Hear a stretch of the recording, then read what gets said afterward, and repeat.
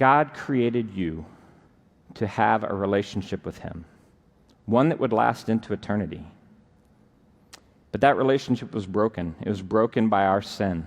You know, we have this wrong idea a lot of times in culture. People think about like God and they think, well, if there is a God and if there's a heaven and my good outweighs my bad, then I'll get a green light into heaven. And if my bad outweighs my good, well, there'll be a red light and I won't get into heaven. And if they kind of balance, well, we'll have to let God sort that out. But that's not what biblical Christianity teaches at all.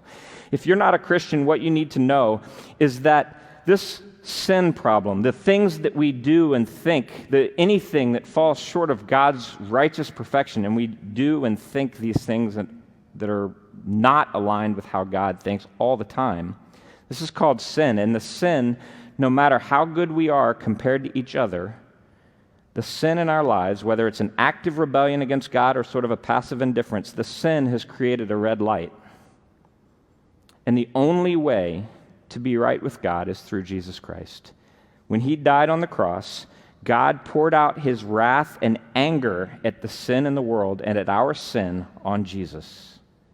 Why was God angry? Why does he have wrath towards sin? Because sin destroys his creation.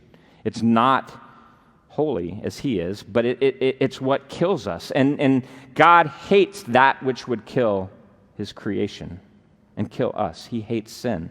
And so he poured out his anger and his wrath on Jesus for our sins, so that if we would trust in what he did on the cross, that would provide forgiveness for us, we could be made right with God.